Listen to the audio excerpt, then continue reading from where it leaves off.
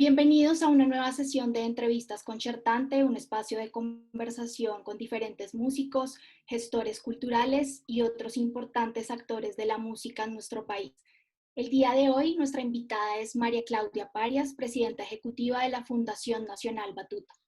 María Claudia es comunicadora social y periodista, especialista en gerencia y gestión cultural, tiene un máster en administración cultural y por supuesto cuenta con una amplia trayectoria en este campo tras su experiencia trabajando en entidades como el Ministerio de Cultura, el Museo de Arte Moderno de Bogotá, la Orquesta Filarmónica de Bogotá, entre otros. Bienvenida María Claudia y muchísimas gracias por aceptar nuestra invitación y unirte a este espacio.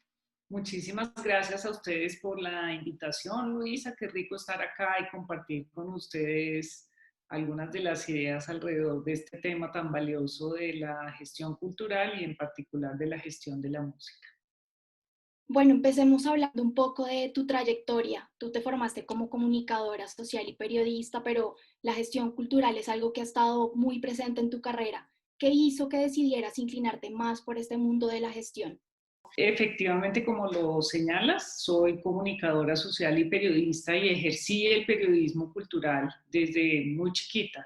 Yo empecé mi carrera haciendo prácticas en el periódico El Espectador en los años 90, principios de los años 90, y siempre tuve una conexión muy especial con el tema cultural, porque, no sé, mi mamá había estudiado arte, en mi casa había un gusto especial por el arte, por la música. Yo estudié en un espacio maravilloso que se llamaba el Muro Blanco, que fue un lugar icónico de los años 80 en Bogotá, en donde había clases de temas que tenían que ver con la historia de las civilizaciones y temas que tenían que ver con la historia del arte y también talleres de arte. Entonces, cuando yo llegaba del colegio, pues todas las tardes me iba para el Muro Blanco, que quedaba cerca de mi casa y era como un espacio de conexión muy especial, digamos, con todos estos temas que se volvieron la pasión de mi vida. Entonces, cuando empecé a hacer prácticas en El Espectador, me preguntaron, bueno, ¿y qué quiere cubrir? ¿Qué información quiere cubrir? Entonces, pues yo tenía muy claro que yo quería ser periodista cultural. Y empecé a trabajar en el periódico y a conectarme cada vez más con las organizaciones culturales que estaban detrás, digamos, de la promoción de todas las formas de arte y a entender un poco más como los procesos culturales de Colombia. Eh, y bueno, así digamos que empecé mi carrera de alguna manera pues en el ámbito de la comunicación, pero con una relación muy intensa con lo artístico. Después estuve viviendo en Cali y en Cali conocí a Amparo Sinisterra de Carvajal, que había sido directora de Colcultura y que manejaba el Festival de Arte de Cali. Entonces ella me invitó a trabajar con ella y fue la primera vez que entré a trabajar, pues estando chiquita, la verdad, en una entidad cultural. Y ahí todavía no se hablaba de la gestión cultural como una profesión. O sea, evidentemente mucha gente había sido promotora de procesos culturales muy importantes en el país, pero no se conocía esa carrera como carrera o digamos no había un cuerpo de conocimiento técnico validado alrededor de la gestión cultural. Pero cuando entré a trabajar con ella en el Festival de Arte de Cali, entendí que lo que yo quería hacer era una gestora cultural. ¿Y cómo se dio esa cercanía con la música? Es decir, también has estado siempre muy en relación con ella. Cuéntanos un poco sobre las influencias y tu gusto por la música. Bueno, yo en realidad cuando empecé a trabajar en gestión cultural, trabajé más en artes visuales y artes plásticas, porque después de llegar de Cali, yo quería trabajar en el Museo de Arte Moderno de Bogotá, no conocía a nadie, ni sabía cómo llegar a Gloria Sea, otra de las grandes mujeres detrás de la cultura en Colombia, y la llamé. Cogí el teléfono y la llamé y le dije, señora Gloria, ¿cómo le va? Yo me llamo María Claudia Parias y quiero trabajar allá. Entonces, pues yo creo que ella se sorprendió de ese arrojo de una persona que ya no conocía y le pareció pues interesantísimo que yo tuviera el valor de hacer esa llamada, así que me entrevistó y dirigí la revista Arte Internacional del Museo de Arte Moderno de Bogotá y entonces como mi primer acercamiento al mundo del arte tuvo mucha más relación con las artes plásticas y visuales que con la música. Pero después también estuve trabajando en gestión pública de la cultura. Entonces, cuando yo estaba en la dirección de artes del Ministerio, en la dirección de asuntos culturales del Ministerio de Relaciones Exteriores, me llamó la secretaria de Cultura de Bogotá, Catalina Ramírez, a proponerme que dirigiera la Orquesta Filarmónica de Bogotá.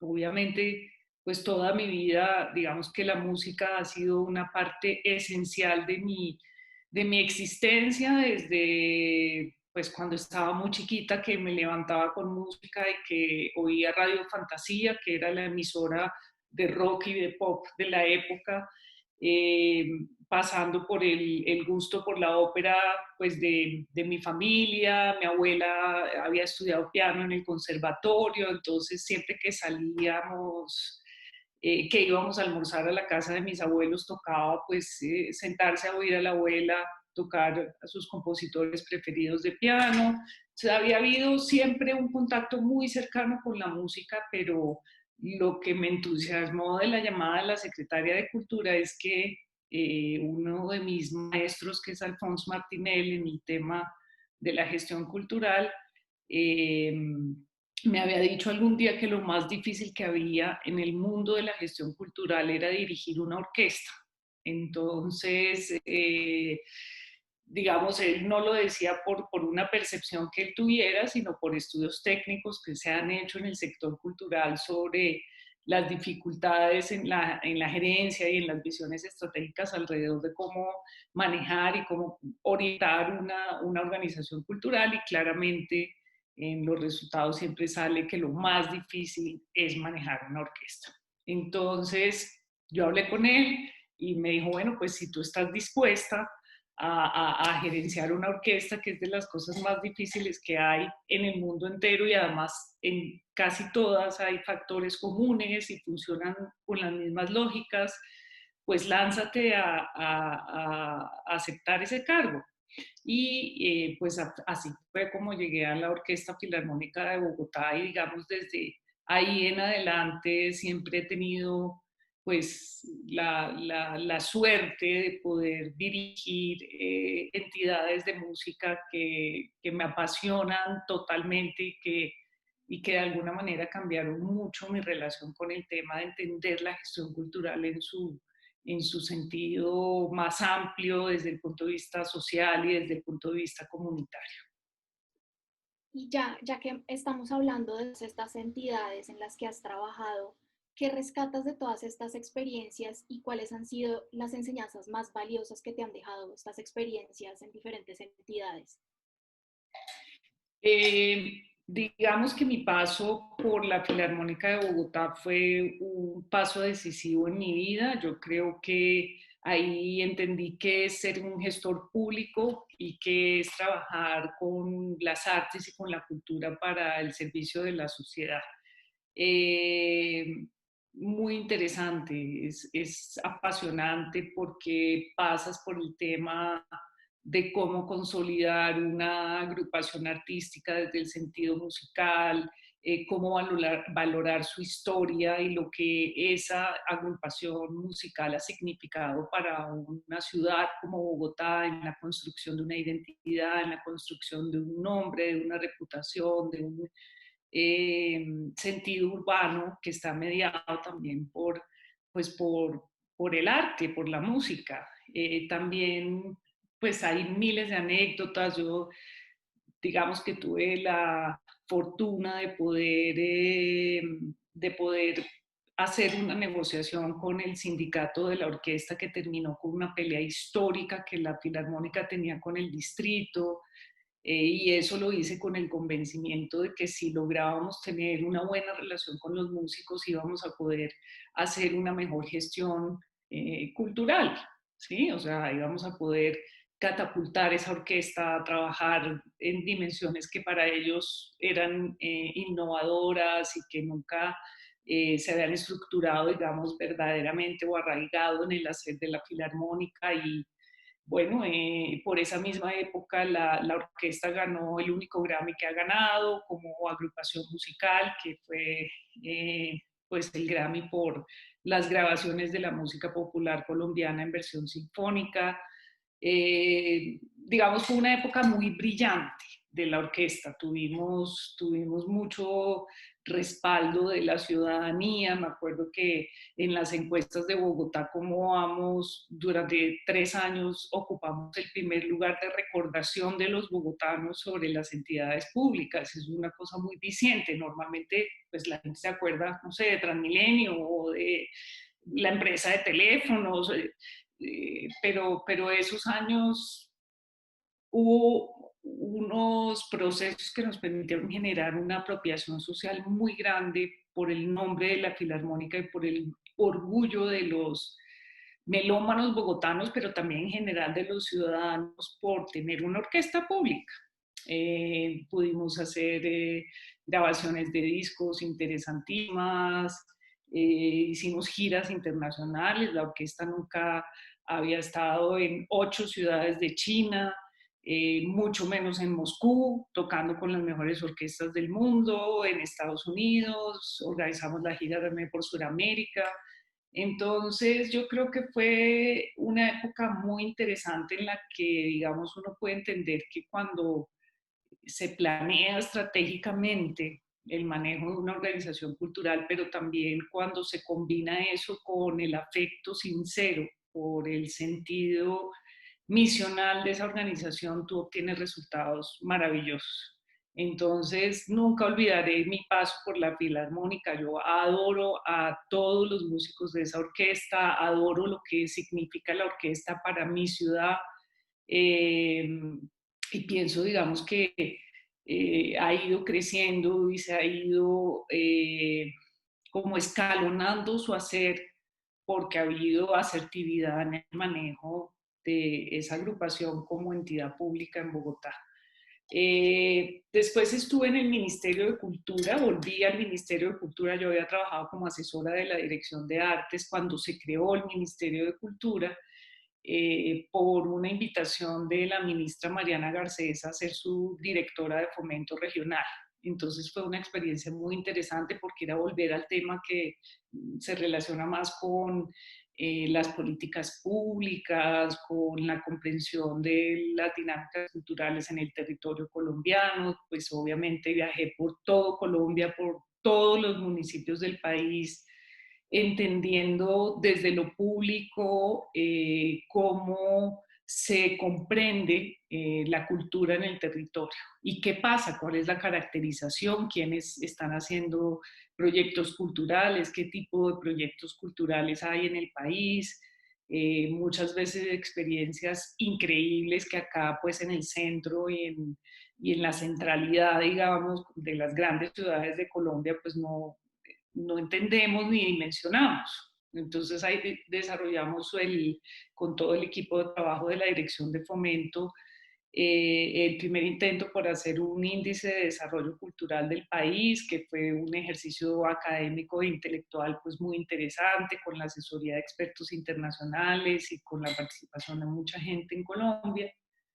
Y bueno, pero después entonces ya pasé a la presidencia de la Fundación Nacional Batuta, donde estoy hace 6 años, y que es otro espacio de la música, otro lugar, pues que correlaciona claramente el sentido de la música desde una perspectiva de transformación social y de construcción de ciudadanías culturales.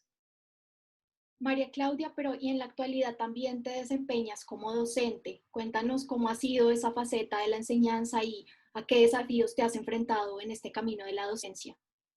Bueno, yo tomé la decisión de ser profesora porque consideré que ya llevo mucho tiempo haciendo gestión cultural y que sería como muy egoísta de mi parte no compartir lo que yo sé. desde mi experiencia de vida, digamos, y obviamente desde mi interés por comprender la esencia de esto que hacemos nosotros los gestores culturales. Entonces empecé dictando clases en la especialización de la Universidad del Rosario y después Santiago Trujillo también me llamó para invitarme a ser parte del equipo de la maestría en gestión cultural y audiovisual. Yo le digo así por resumir el nombre porque es larguísimo, pero pues es como gestión audiovisual y gestión cultural de la Universidad Jorge Tadeo Lozano, y lo que me interesó de esos espacios, digamos, de contacto con las personas que están empezando sus proyectos y sus carreras alrededor de la gestión cultural, es ayudarles a pensar estratégicamente. Y para poder hacer eso, pues hay como dos elementos que considero yo que son fundamentales. Uno tiene que ver con entender cómo se planea en cultura, cómo desarrollas una idea desde el principio y la puedes hacer sostenible y sustentable en el tiempo, desde todos los puntos de vista, desde el punto de vista financiero, pero también desde el punto de vista social, cultural y artístico. Y eso pues tiene, digamos, unas complejidades. Eso no es que se dé y brote porque es que todos sabemos ser estratégicos. Eso hay unas técnicas y hay un conocimiento acumulado que se pone al servicio del desarrollo cultural en ese sentido. Y el otro tema que me interesó mucho explorar con los alumnos es el tema del desarrollo del pensamiento creativo. O sea, de dónde nace una idea como esta maravillosa plataforma que ustedes han creado, de dónde nace esa idea y cómo poder convertir esa idea en un hecho de la vida real. Entonces, para mí ha sido muy interesante porque ha implicado que yo también estudie y estructure, digamos, un cuerpo de conocimiento para poder compartir con mis alumnos.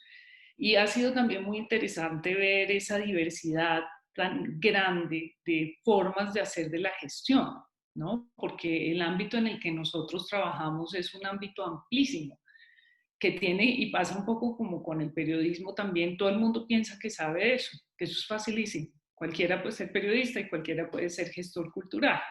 Por el contrario, que son mis dos profesiones, pues yo creo hay que leer y hay que aprender y hay que entender y hay que saber hacer para poder obtener resultados óptimos en todos los sentidos de lo que eso pueda significar.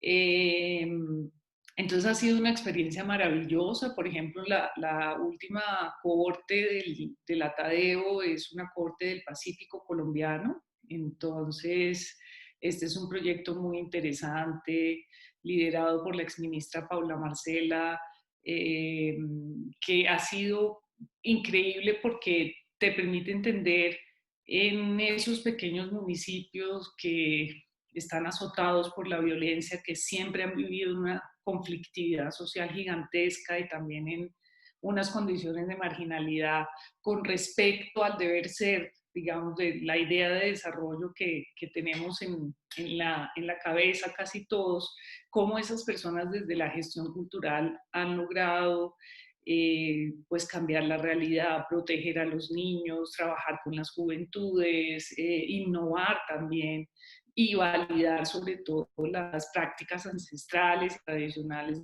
de los territorios. Entonces, pues para mí la experiencia de ser profesora ha sido de las cosas más enriquecedoras de la vida. Me gusta estar en contacto con los jóvenes, me gusta ayudarlos a soñar y a como ratificar que cuando hay compromiso es posible sacar adelante todos los proyectos. Y ya que estamos hablando de todo este tema, ¿consideras que es difícil ser gestor cultural en Colombia? Pues digamos que yo creo que la gestión cultural tiene muchos ámbitos de intervención, ¿sí? Entonces, pues digamos está la gestión de los grandes escenarios culturales, de eso que uno podría llamar como el mainstream, ¿no? Del hacer cultural. Y ahí ha habido siempre pues tendencias de maneras de hacer, de formas de qué es lo que se circula y por qué se circula, por ejemplo, en el ámbito de las artes escénicas, cierto tipo de producciones, pero están también los espacios alternativos, están los festivales. En un país festivo como el nuestro, pues hay cualquier cantidad de fiestas patronales, celebraciones que hacen parte, obviamente, de la, digamos, dinámica y del tejido cultural colombiano. Entonces son gestiones que son muy variadas y que son muy relativas, digamos, independientemente de que, por ejemplo, el Estado intervenga en los temas de la regulación cultural, las expresiones artísticas y culturales siempre van a existir. ¿Sí? Colombia es un país muy diverso, muy grande, en donde en cada departamento, en cada municipio, pues vas a encontrar cultores, personas que tienen lo que la UNESCO llamaría los sabedores, que tienen la capacidad de transmitir saberes alrededor de temas como las artesanías, las cocinas tradicionales,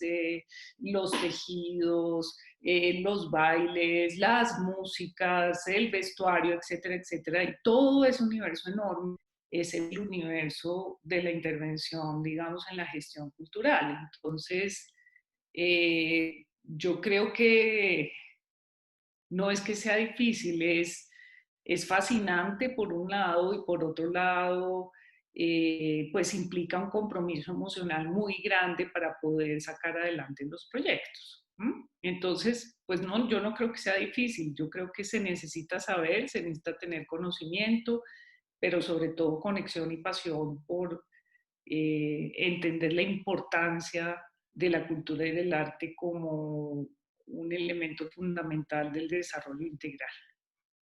Así es, María Claudia. Y ahora hablemos un poquito de tu labor en Batuta. Llevas ya 6 años como presidenta. ¿Cómo ha sido el trabajo durante todos estos años y cuál ha sido el mayor cambio pues, que se ha dado en este tiempo?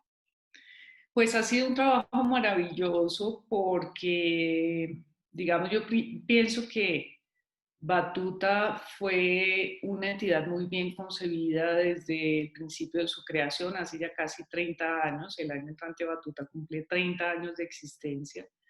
Y creo que al haber sido constituida como una entidad de carácter mixto, en donde hay participación del gobierno nacional, pero también de las empresas privadas y empresarios privados muy importantes, pues se ha producido un trabajo mancomunado entre lo privado y lo público que le ha dado sostenibilidad en el tiempo a la entidad como entidad.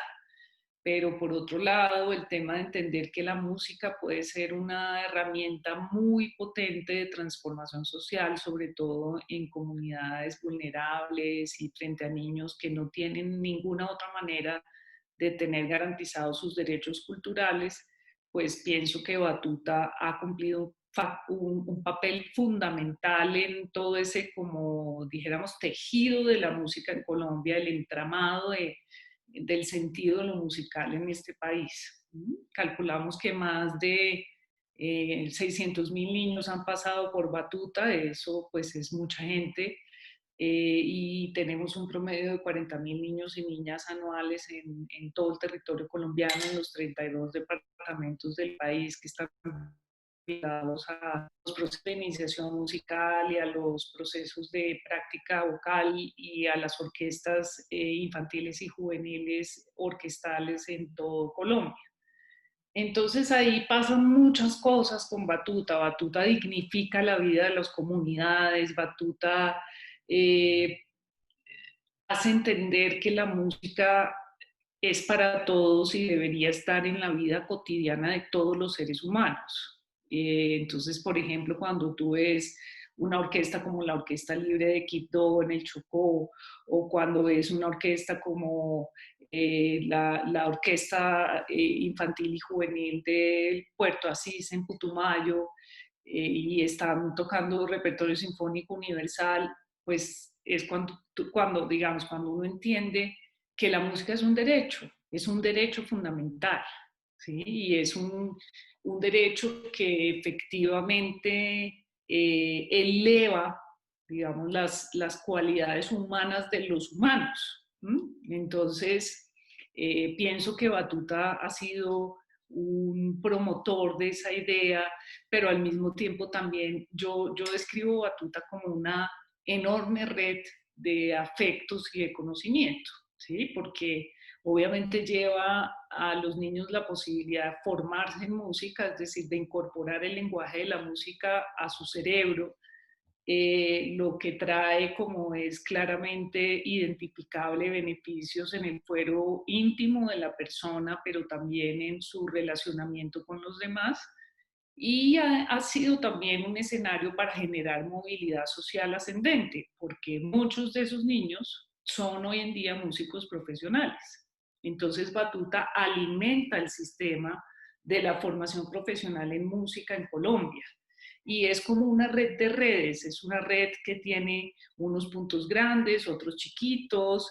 Al final termina siendo como esa, digamos, conexión del tejido musical, que también valida la diversidad musical, lo cual es muy importante porque en Batuta se trabajan repertorios que obedecen a los territorios sonoros de Colombia, y hay una construcción de una memoria muy importante en todos los cancioneros Batuta que tienen que ver con cómo los niños aprenden y aprehenden el repertorio de las músicas tradicionales del país, y al mismo tiempo, pues cómo el repertorio sinfónico universal puede estar a su servicio, digamos, para generar todo lo que genera la música, que es un desarrollo intelectual clarísimo, mayores competencias y habilidades cognitivas, pero también sociales, alrededor de valores como el trabajo en equipo, como el sentido de futuro, como la resiliencia, como liderazgo, claramente.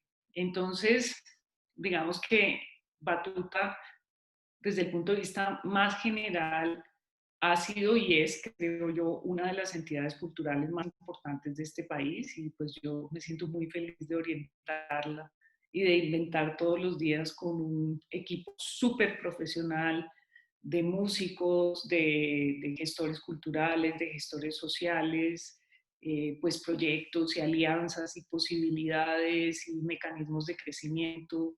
Yo creo que frente a la pregunta que me hacías de cuál ha sido el aporte, es como entender eso que yo les enseño a ustedes y ponerlo en práctica.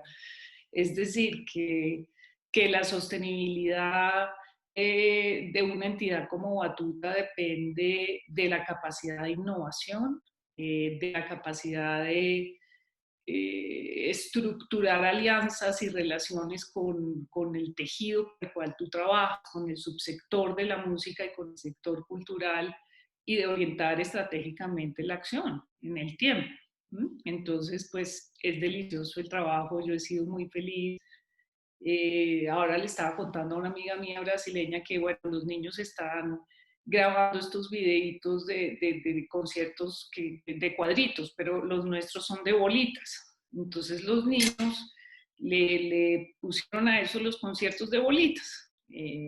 Y bueno, hay uno muy bonito en Orinto Putumayo, que los niños cantan una canción popular y salen en sus bolitas. Entonces un par de hermanitos le mandan un mensaje al profe diciendo que pues que ellos están muy bien, felices con sus clases virtuales, pero que pues ellos han portado súper bien y que quieren salir en los conciertos de bolitas. Y entonces pues eso es una divinidad oírlo, pero también te habla de la enorme apropiación social que genera Batuta en el territorio. Es decir, los niños adoran a sus profesores, valoran la música como nada en el mundo, y se sienten parte de algo. Ellos saben que son parte de algo que va mucho más allá de Orito, de bueno, cualquier municipio, pues estamos en 225 municipios en los 32 departamentos, entonces ellos saben que pertenecen a una red gigante y a un escenario que lo único que les brinda son posibilidades maravillosas para su vida. Entonces ha sido un trabajo muy interesante y muy emocionante. Y digamos, con toda esta coyuntura, lo que está pasando, esta nueva realidad, ¿cuál ha sido el mayor reto para Batuta para enfrentar todo esto? No, pues imagínate, entonces el 18 de marzo, bueno, pues hay que cerrar todo Batuta y ustedes se tienen que quedar en sus casas. No, es decir, esto fue terrible. Digamos que lo primero que yo pensé es cómo garantizar que podemos dar continuidad a los contratos de los profesores. ¿Cómo hacemos para que 500 personas no se queden en la calle el 19 de marzo? Eso fue lo primero que yo pensé. Y después ya con el equipo académico, con la dirección académica, nos sentábamos a pensar cómo podemos virtualizar todo esto. ¿Cuántos niños de Batuta tienen acceso a las nuevas tecnologías de la información y las comunicaciones? ¿Cuántos tienen celular con datos? ¿Cuántos definitivamente no tienen nada? Afortunadamente, en Batuta existe un sistema de información muy robusto, que es el sistema de gestión de los estudiantes, y nosotros tenemos todos los datos de todos los beneficiarios de Batuta, ¿sí? De los 40.000 niños que habitualmente hacen parte de todos los programas de Batuta en Colombia. Entonces hicimos una encuesta para saber quiénes sí tenían internet y quiénes no, y quiénes tenían celu, quiénes no. Descubrimos que casi el 70% de nuestros niños tienen acceso a internet o al celular. Entonces, diseñamos una estrategia virtual que consiste en la creación de unos contenidos que se cuelgan en una página de YouTube de Batuta, y los profesores diseñaron como una ruta de atención semanal para poder entrar en contacto con los niños y contarles cuáles son las actividades virtuales que tienen que desarrollar para pues continuar con la línea que traíamos, digamos, de su formación en iniciación musical. Esto hay que decir que fue posible gracias al respaldo total del Ministerio de Cultura y su financiación del programa Música para la Reconciliación, que es el programa más grande de Batuta en todo Colombia. Y también gracias al aporte, digamos, muy valioso de entidades que siguieron creyendo en que era fundamental que esos niños en su nueva realidad virtual pues no dejaran de recibir sus clases de música. Lo que nosotros hicimos fue también enfatizar en la importancia del componente de atención psicosocial, porque pues los efectos emocionales, psicoemocionales de la pandemia son brutales y del confinamiento. O sea, estos niños 6 meses confinados, ¿sí? Entonces, desarrollamos esa estrategia de las clases virtuales, desarrollamos la estrategia también de aumentar e intensificar el componente de atención psicosocial, orientándolo al tema del cuidado, del autocuidado y del cuidado comunitario, ¿sí? Y obviamente también al tema del afecto familiar, porque estudiamos muy a fondo toda la bibliografía que hay sobre los efectos del confinamiento en los niños y las niñas en diferentes circunstancias de la historia del mundo.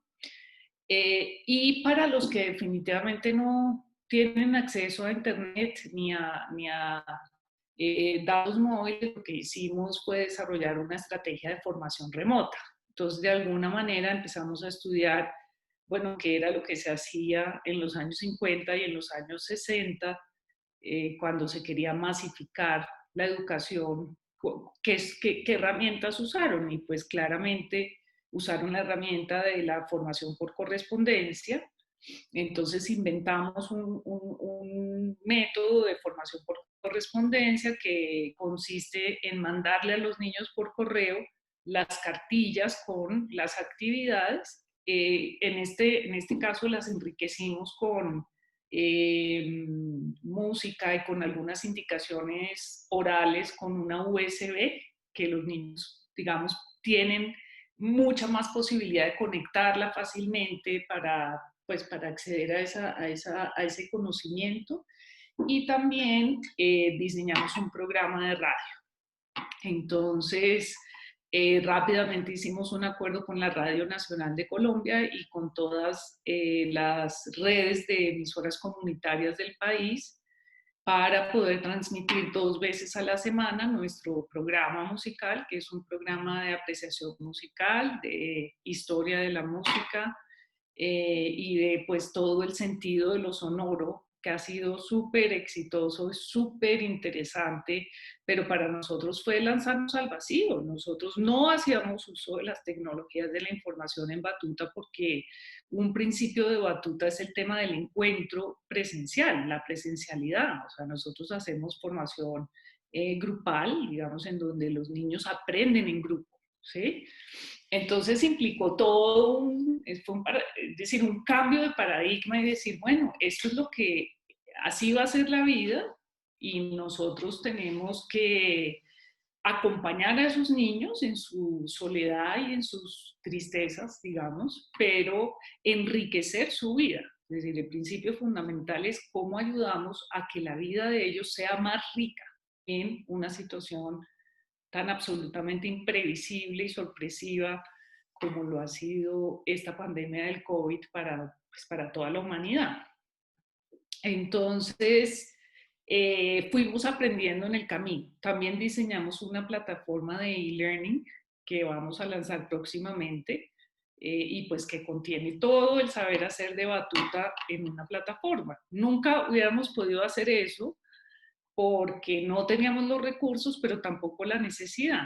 Fíjate cómo a veces en este tema de gestión cultural, una situación adversa y contraria a lo que se supone que tú haces, se puede convertir en un factor pues que te lleva a crear cosas nuevas, a innovar, como dicen, pues a reinventarte, digamos, en el sentido de efectivamente tener el compromiso, la capacidad creativa de producir algo completamente nuevo en un hacer que lleva 30 años funcionando bien, ¿sí? Entonces ha sido muy interesante, los resultados han sido buenísimos, todos los niños quieren salir en los conciertos de bolitas, eh, digamos que los papás siguen manifestando que puede ser que el niño no tome pues la clase de sociales, pero la clase de música tiene que estar, Batuta tiene que estar, ha sido muy interesante, realmente cuando hablamos de la música como una herramienta de transformación en una situación extrema como la que estamos viviendo, uno se da cuenta que es verdad. Claro, y con todo esto, por ejemplo, también cómo han hecho para mantener esa calidad que tiene Batuta en todos sus programas pedagógicos para, pues, ya en este nuevo mundo digital, cómo mantener precisamente la calidad y que siga sumando para la formación de los niños. Sí, digamos que ahí el ejercicio ha sido un ejercicio de un compromiso increíble de los profesores. Sí, pues los docentes de música han tenido que trabajar mucho más porque obviamente para lograr ese nivel pues tienen que dedicar más tiempo a cada niño. Ya no es un grupo de 20 o de 30, sino cada niño está acá. Entonces ha sido, digamos, un esfuerzo muy grande de parte de ellos y lo han hecho muy amorosamente y con mucho sentido de pertenencia por la entidad. Pero otra cosa que hemos hecho también, y este es un tiempo que ha sido, yo creo, en la gestión cultural marcado por esa realidad, y es el hecho de que entre todos sumamos más. Es muy interesante. Nosotros tendemos a ser muy envidiosos y egoístas y a pelear los unos con los otros, y en el sector cultural eso es una cosa que se ve muchísimo, ¿sí?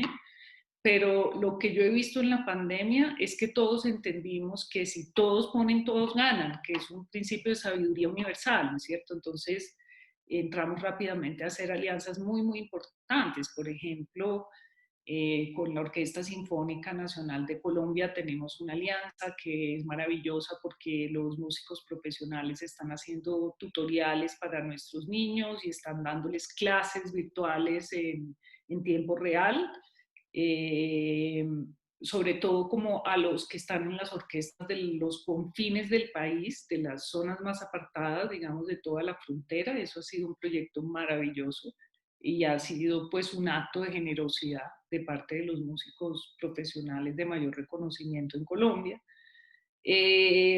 También creamos con la Sinfónica Nacional un proyecto que es como llamamos inspiracional, un proyecto en el que un niño o niña de batuta escoge a un músico de la Sinfónica, digamos, por pues, familias de instrumentos, para hacerles una entrevista y preguntarles cómo es que tú eres músico, cómo es eso de ser músico profesional.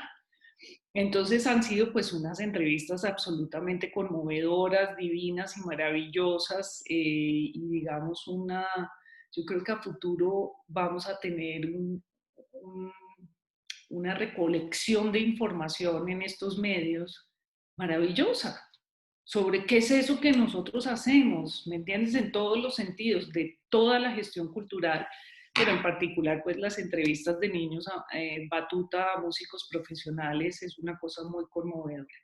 Con la Orquesta Filarmónica Joven de Colombia también diseñamos una estrategia especial, una estrategia para ofrecer herramientas técnicas de formación a los profes de batuta nos inventamos unos seminarios web, unos webinars de dirección orquestal. Queríamos como conectarnos con los directores orquestales y saber qué están haciendo y qué están pensando en este tiempo de pandemia. Y entonces nos inventamos una serie de entrevistas a directores orquestales de América Latina principalmente, pero pues de distintas partes del mundo. Ha sido muy interesante, digamos, poder tener ese material allí y esa información al servicio de la red Batuta, pero al final esto pues se vuelve universal porque eso es lo que tienen estos medios y ustedes bien lo saben porque manejan una plataforma que está asociada a Facebook y a las redes sociales. Entonces, en la construcción de alianzas hemos encontrado una posibilidad maravillosa de, no sé si de garantizar del todo la calidad de los procesos presenciales, pero por lo menos sí de enriquecer la vida de los niños y acompañarlos en estos momentos tan duros. ¿Sí? Por ejemplo, Jocelyn Smith, que es una cantante maravillosa, ella es de Estados Unidos, pero es profesora de música en la Universidad de Berlín. Eh, Nos dijo que ella quería darle unos talleres a algunas niñas de batuta para enseñarles cómo la voz es una herramienta muy poderosa de empoderamiento femenino. Entonces, con sus estudiantes de maestría de la Universidad de Berlín, escogieron 6 o 7 niñas, o sea, una de La Guajira, la otra del norte de Santander, la otra, bueno, de todas partes de Colombia, y estuvieron haciendo un taller varias horas, muchas semanas, sobre el empoderamiento femenino y el uso de la voz. Es una cosa absolutamente divina, ¿me entiendes? Entonces, estas herramientas de la tecnología también nos permiten entender esa idea de que el mundo se volvió chiquito. O sea, una señora que está en la Universidad de Berlín conectada con una niña del norte de Santander, hablando en idiomas distintos, pero pues al final, digamos, conectadas en el hacer musical, pues es una cosa muy interesante y muy conmovedora. Entonces eso es lo que hemos estado haciendo y entendiendo qué pasa. O sea, que tú me haces unas preguntas que yo no te puedo decir categóricamente y afirmarte, sí, mantuvimos la calidad. No sé porque es un experimento, es un laboratorio y hasta ahora estamos viendo qué es lo que está pasando con esta nueva realidad y estas nuevas formas de hacer. María Claudia, justamente con esta virtualidad, con el entorno digital comparado con pues la pausa de los eventos en vivo, de los escenarios, etcétera, ¿cómo es el tema de la formación de públicos? ¿Crees que de verdad se puede seguir construyendo desde la virtualidad y qué papel tiene esa virtualidad en la formación de públicos? Pues mira, yo creo que, o sea, yo pienso varias cosas. Pienso que cuando se acabe la pandemia, lo que, a lo que vamos a volver es a una realidad mixta, ¿sí? A una realidad donde de todas maneras, pues, digamos, yo por ejemplo no digo que voy a oír un concierto, yo digo que voy a ver un concierto, ¿sí? O sea, la presencialidad en el espacio físico y la emoción que se genera en un espacio físico donde estás en contacto con la música o con el teatro o con la danza es irreemplazable desde mi punto de vista. Y además ese es un hecho colectivo, de manera que tú no solo estás viendo esa oferta cultural que te hace generar procesos de reflexión o te conmueve, te dice algo, te cambia tu fuero íntimo, lo que sea, sino que también estás con otros, porque pues el ser humano es esencialmente un ser social, ¿sí?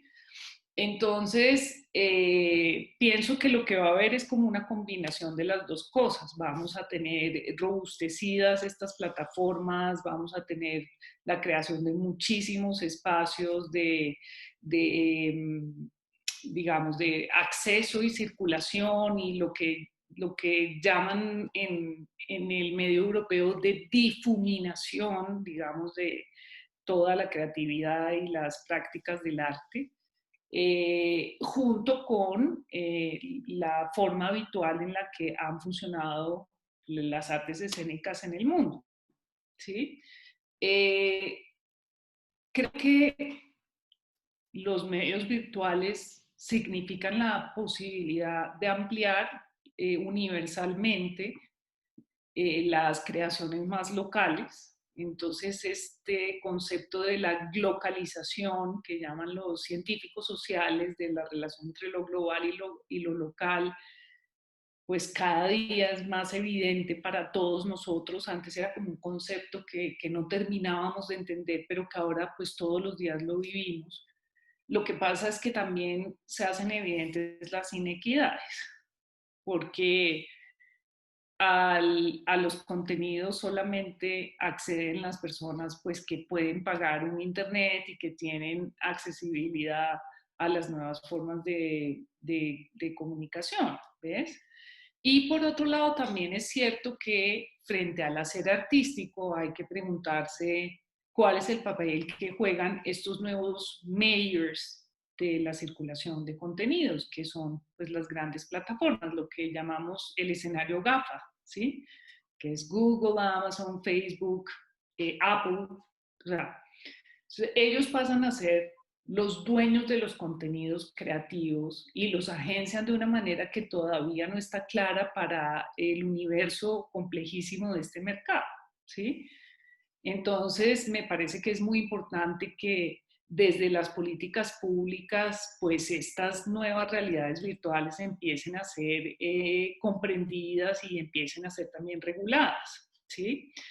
Es como eso, como la combinación, creo yo, a futuro de lo que toda la vida hemos esperado y sentido y, digamos, considerado en términos de las formas de circulación y consumo y de creación de públicos, con los nuevos medios y ese universo gigantesco de circulación de contenidos que son las plataformas. Pero también frente a la construcción de públicos, yo lo que creo es que si hay un escenario en donde realmente estás construyendo públicos, es el escenario de la formación artística. Porque solamente si desde que los niños son niños entran en contacto con el sentido del arte, es como realmente tú tienes un potencial, dijéramos, consumidor, por ponerlo en términos de mercado, de las creaciones artísticas, ¿sí? Entonces, frente a la construcción de públicos, para mí el asunto fundamental es el de la formación artística, ¿sí? Y ese es un debate muy interesante porque la formación artística fue quitada de los pensums escolares, no solamente en Colombia, casi que en todo el mundo. Entonces, ¿quiénes acceden a la formación artística? Es otro medio de exclusión. O sea, en Colombia porque está Batuta, pero ¿quiénes acceden a la formación artística? Los que pueden pagarla por fuera del colegio, ¿sí?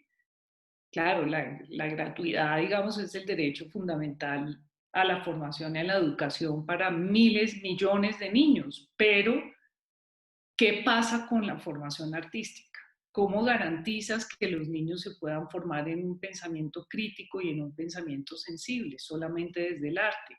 Y ellos serán siempre el futuro en términos no solamente pues digamos, de la formación en artes, en términos profesionales, sino sobre todo de la formación de públicos, ¿sí?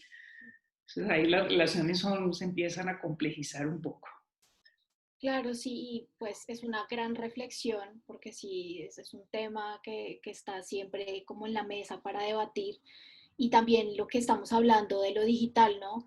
¿Cuál crees que será ese ya papel fundamental en lo digital en un escenario post pandemia?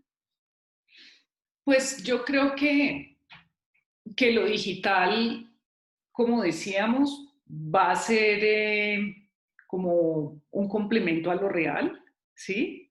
O lo real un complemento a lo digital. No sabemos qué va a pasar en términos de la proporción, ¿sí?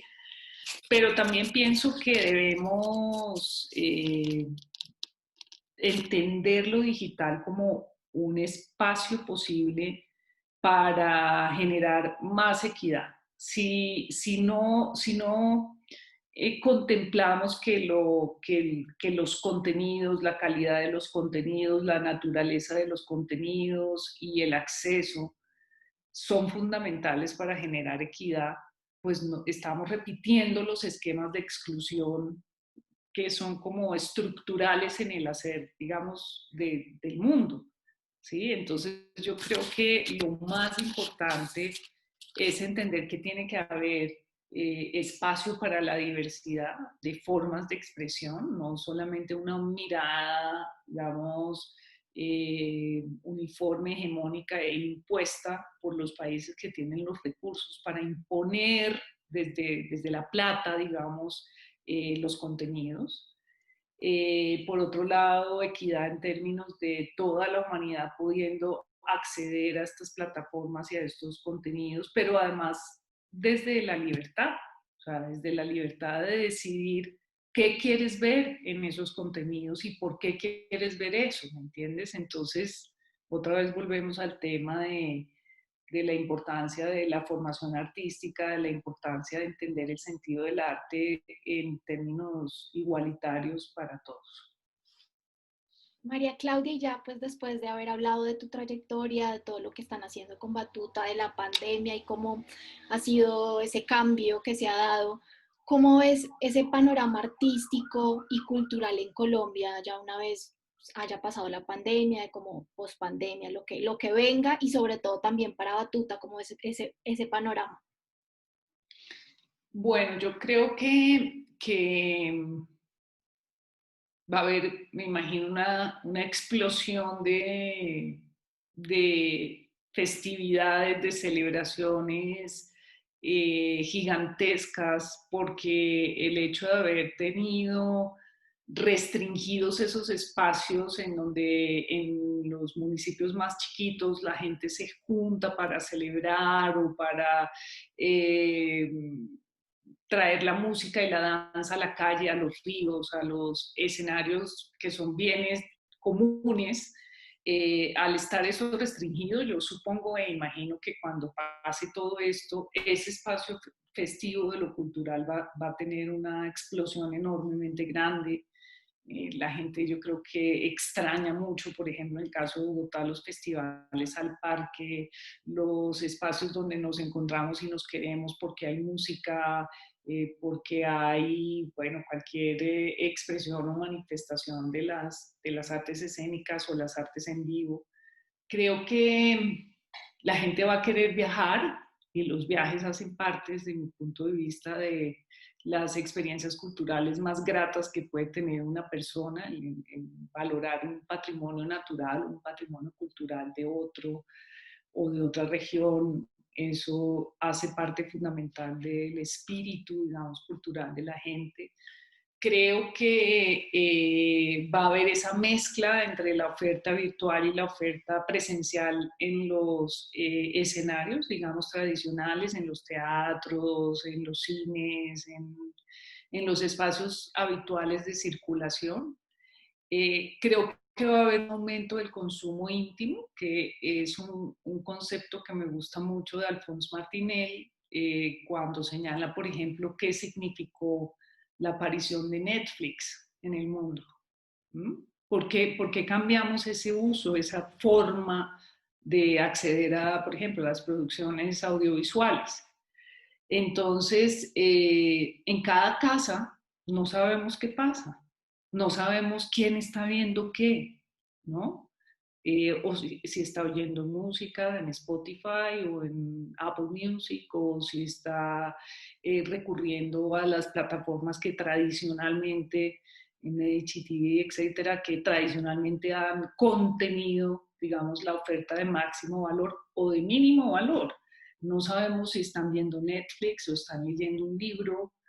Hay un consumo íntimo que está conectado con fenómenos globales. Eso es lo que está pasando y eso se va a mantener porque la gente descubrió que qué delicia, pues un domingo no, pues me quedo entre la cama viendo lo que a mí se me da la gana, no le tengo que decir a nadie nada, no, nadie me tiene que ver en una sala de cine viendo lo que estamos viendo, porque hace parte de mi intimidad y además puedo estar en pijama, despeinada o en tacones, o, ¿me entiendes? Hay una intimidad, una nueva intimidad en los consumos culturales también. Y es como eso, ¿me entiendes? Es como la paradoja de la socialización desde las artes, pero también la cosa más íntima, íntima que tú no puedes medir. Obviamente, pues el ojo de Dios, que sabemos que está ahí, que es toda la recolección de toda la información de todo el universo mundo, alguien la sabe, alguien la está viendo, ¿sí? Entonces, eso es un poco asustador, pero esa es la realidad del mundo. Por eso es que dentro de las carreras del futuro están los analistas matemáticos, porque lo que tú necesitas es cruzar variables de información para determinar tendencias del mercado. ¿Sí? Sí, yo creo que todas esas realidades muy locas se exacerban con el hecho de una pandemia mundial que tampoco entendemos cómo es, ni por qué esta cosa finalmente dónde salió, y qué efectos va a tener y cuánta gente sí se va a morir y cuánta no, y a quién sí le va a hacer daño y a quién no. No. Es decir, los científicos tampoco saben, tampoco sabemos si esto se va a acabar el año entrante o en el 2024. ¿Sí? Entonces, estamos en todo eso. Y una cosa que sí quiero decir es que también me parece que eso ha hecho que se despierte la creatividad. Eh, yo he visto ofertas de teatro increíbles con llamadas telefónicas, cosa que antes, ¿cómo pensabas tú que te llama un actor para contarte una obra de teatro? Eso no pasaba, ¿sí? Y, y bueno, pues digamos, es como, yo creo que se va a producir una mezcla de todo, una conjunción de cosas. En términos de políticas públicas, me parece que esta pandemia lo que ha hecho es hacernos entender que las artes y la cultura son parte de la canasta básica de la gente.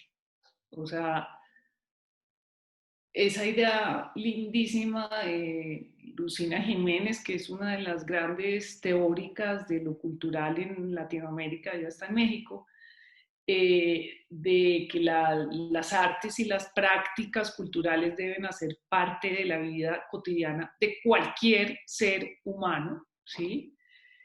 Es más evidente ahora con esta pandemia. Porque dime tú, ¿quién no va a haber utilizado ciertas horas, ¿sí? Para oír música? Todos. O sea, los niños, los campesinos, la gente cultísima, los académicos, los trabajadores normales. ¿Quién? Entonces, la música cobró un valor especial, que la gente dice, sin música, sí ya definitivamente, pues apague y vamos. Siempre está ahí. Siempre está ahí, ¿sí? Eh, Mucha gente debió volver al hábito de la lectura, me imagino yo. Siempre tendrás un libro, ¿sí? Siempre tendrás un libro que te da la posibilidad de imaginar y de soñar y de irte a otros mundos, de entender otras vidas, de entender el sentido de la vida, desde las palabras pues, de alguno de los escritores maravillosos de cualquier parte del mundo, ¿sí? Entonces, es una cosa muy mezclada, muy extraña, yo creo que no hay últimas palabras, creo que no, que pasa como con la pandemia, no sabemos, solo intuimos ciertas tendencias de lo que pueda pasar. También hay que decir, por ejemplo, que en la vida cotidiana la gente encontró otras formas de creatividad que no tenía tan presentes, por ejemplo, cocinar. ¿Mm?